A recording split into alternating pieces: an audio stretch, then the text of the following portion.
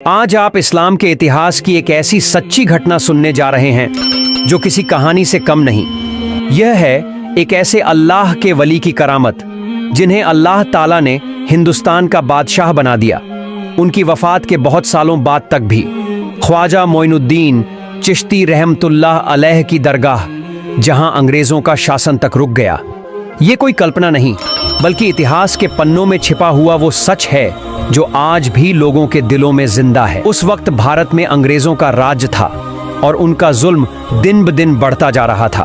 वो सिर्फ ताकत से नहीं बल्कि भारतीयों की धार्मिक आस्था पर भी हमला कर रहे थे। वो ऐसे हर स्थान को निशाना बना रहे थे जो लोगों के दिलों में विश्वास और एकता की मिसाल बन चुका था। एक रात कोलकाता के ब्रिटिश ऑफिस में एक गुप्त मीटिंग बुलाई गई। वहां governor Lord William, major John Roberts और कुछ ऊंचे पदों वाले अफसर मौजूद थे।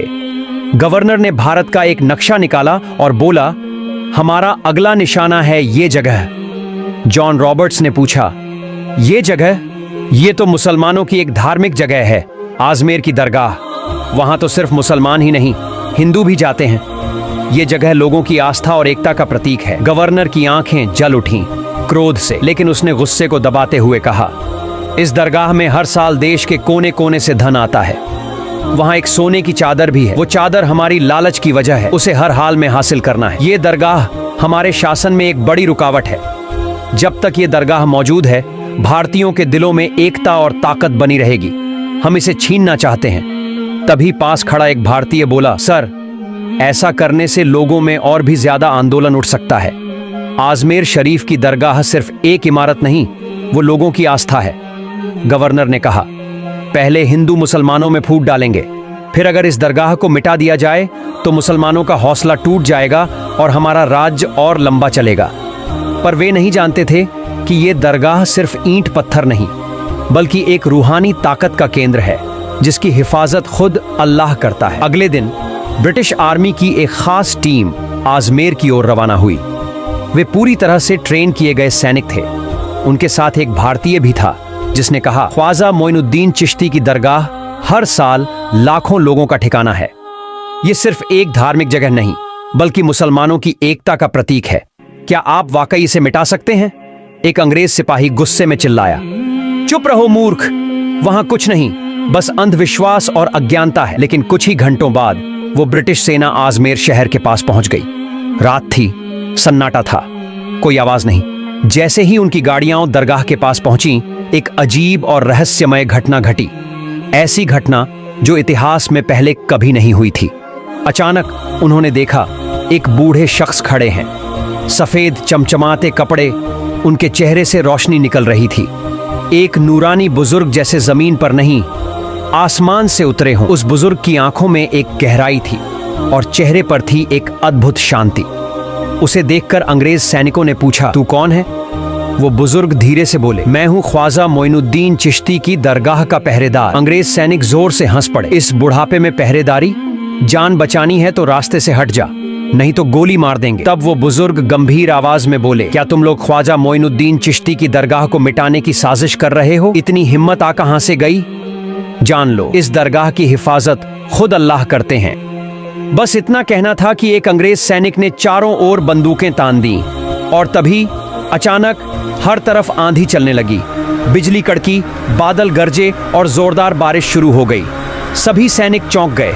उसी पल वो बुजुर्ग अचानक गायब हो गए। तभी पीछे से एक सैनिक चीखते हुए बोला, सर, मेरे शरीर से सारी ताकत जैसे निकल गई हो, मैं गिर रहा हूं, मुझे बचाइए। एक और सैनिक डरते हुए बोला, सर, हमारे पैर भारी हो गए हैं, हम चल नहीं पा रहे। ऐसा लग रहा है जैसे कोई अजीब ताकत हमें जमीन से चिपका कर रखे हुए है। उधर उनका कैप्टन जोर से चिल्लाया, डरो मत, आगे बढ़ो, ये बस एक प्राकृतिक तूफान है, थोड़ी देर में सब ठीक हो जाएगा। फिर वो खुद सैनिकों के पास गया और देखा, सभी सैनिक एक एक करके जमीन पर गिर रहे थे। कोई कांप रहा था, कोई बेहोश हो गया था। ये सब देखकर कैप्टन का गुस्सा और बढ़ गया, पर वो समझ नहीं पा रहे थे कि हो क्या रहा है। वहीं पास में वो भारतीय व्यक्ति जो उनके साथ था, सब कुछ छिपकर देख रहा था। वो सामने आया और बोला, सर, ये कोई साधारण तूफान नहीं था, ये सब ख्वाजा मोइनुद्दीन चिश्ती की दरगाह की करामत है। ये दरगाह सिर्फ एक इमारत नहीं, ये है विश्वास, मोहब्बत और अल्लाह की रहमत का प्रतीक। इतना सुनते ही कैप्टन की आंखें गुस्से से लाल हो गईं।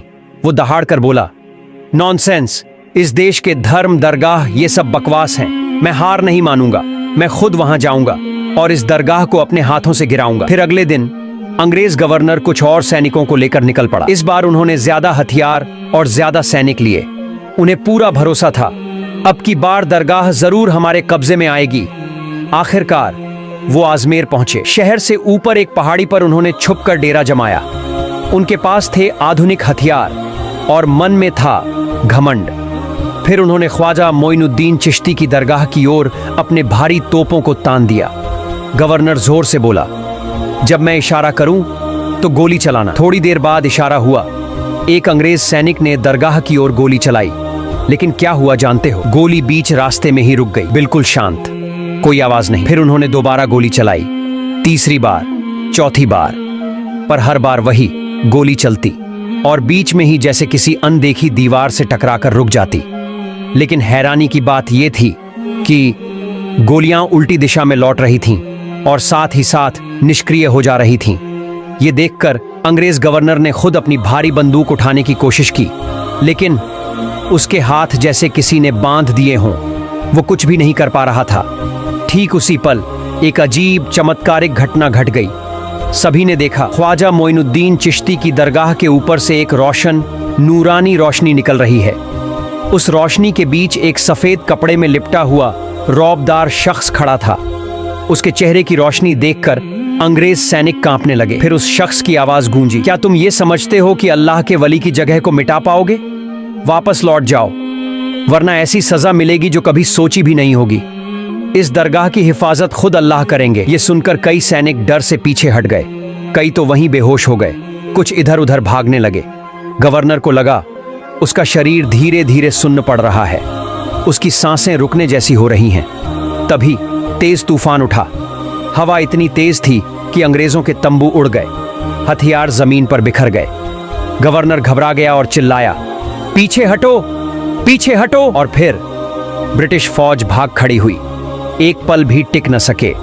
अगले ही दिन से पूरा भारत इस खबर से गूंज उठा, अंग्रेज सरकार ख्वाजा मोइनुद्दीन चिश्ती की दरगाह को मिटाने में नाकाम रही है। ये सुनते ही मुसलमानों का ईमान और भी मजबूत हो गया। यहां तक कि हिंदू भाई भी इस करामात के बारे में जानने लगे। सब कहने लगे, ये दरगाह सिर्फ एक मजार नहीं, ये तो एक चमत्कारी पनाहगाह है जहां जुल्म कभी टिक ही नहीं सकता। उधर अंग्रेज सरकार इस नाकामी से घबरा गई। लंदन में बैठक हुई। ब्रिटिश हेड ऑफिसर ने कहा, हमें इस अजमेर की दरगाह में जो हुआ है उसे समझना होगा। हम इन बातों पर यकीन नहीं करते, ये सब अंधविश्वास है। मैं खुद भारत जाऊंगा और जांच करूंगा। अगले दिन ब्रिटिश अधिकारी जहाज में सवार होकर भारत रवाना हुआ। उसी वक्त भारत में अंग्रेज गवर्नर ने एक गुप्त मीटिंग रखी। एक सैनिक बोला, सर, अब तो पूरे भारत में हमारी हार की बात फैल गई है। लोगों का मनोबल बढ़ गया है। अगर ऐसे ही चलता रहा तो हमारी हुकूमत ज्यादा दिन नहीं टिकेगी। ब्रिटिश अफसर जल्द अजमेर पहुंचा और एक और मीटिंग रखी।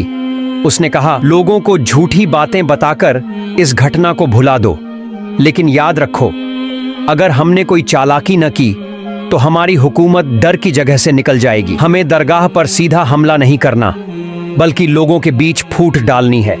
खादिमों में गलत फहमी फैलाओ ताकि वो आपस में ही बंट जाएं। ये प्लान सबको पसंद आया। गवर्नर बोला, सर, इस बार मैं हर हाल में काम पूरा करूंगा, बस एक मौका और दीजिए। एक सैनिक बोला, सर, मैं कल से ही सारी जानकारी इकट्ठा करना शुरू कर दूंगा। फिर एक एक कर सब मीटिंग से चले गए। अगले ही दिन सुबह ब्रिटिश मुख्य अधिकारी के कहने पर अंग्रेज सिपाही गांव गांव जाकर बोलने लगे, सुनिए भाइयों, जो घटना आप सबने सुनी है वो पूरी तरह से झूठ है। क्या आपने कभी सुना है कि कोई मरने के बाद भी ताकत रखता है? ये सब सिर्फ एक कहानी है। ख्वाजा मोइनुद्दीन चिश्ती रहमतुल्लाह अलैहि की दरगाह में कोई चमत्कारी ताकत नहीं है।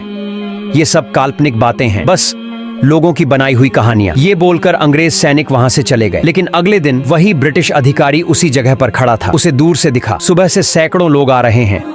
कोई सिर पर चादर लिए, कोई आंखों में आंसू लिए, तो कोई बस एक उम्मीद लिए, जैसे हर कोई किसी दुआ, किसी रहमत की तलाश में भागा चला आ रहा हो। ब्रिटिश अधिकारी ने गवर्नर से पूछा, अरे ये लोग कहाँ जा रहे हैं इतने जोश और उम्मीद के साथ? गवर्नर बोला, ये सब अजमेर की दरगाह की ओर जा रहे हैं। वहाँ जाने से लोग कहते हैं कि बहुत कुछ मिलता है। ये सुनकर दोनों हंसने लगे।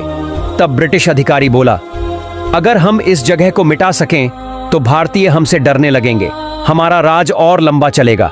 इस दरगाह को हम ध्वस्त करके व्यापारिक जगह बना सकते हैं, लेकिन ध्यान रहे ये काम चुपचाप करना होगा, एक गुप्त साजिश के तहत।